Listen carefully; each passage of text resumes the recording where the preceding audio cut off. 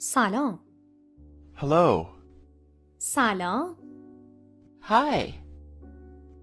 حالتون چطوره؟ How are you? من خوبم. شما چطورید؟ I'm good. How are you? خوبم. آیا شما انگلیسی صحبت می کنید؟ Good. Do you speak English? یک کمی. A little. آیا شما آمریکایی هستید؟ Are you American? بله. Yes.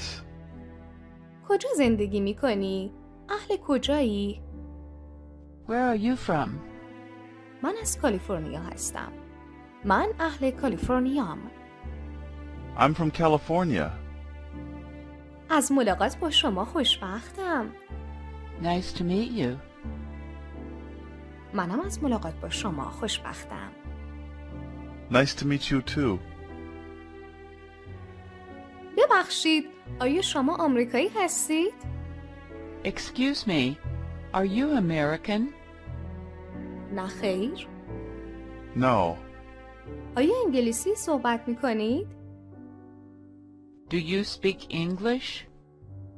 یک کمی، اما زیادی خوب نیستم. A little, but not very well. چه مدت اینجا هستی؟ How long have you been here? 2 ماه. 2 months. کارتون چی هست؟ یا عملاً برای کار چه کار میکنید؟ What do you do for work? من دانشجوام و شما؟ I'm a student. How about you? منم دانشجو هستم. I'm a student too. ببخشید، اسم شما چیه؟ Excuse me. What's your name? اسم من جسیکا هست. و اسم شما؟ My name is Jessica. What's yours? جان. John.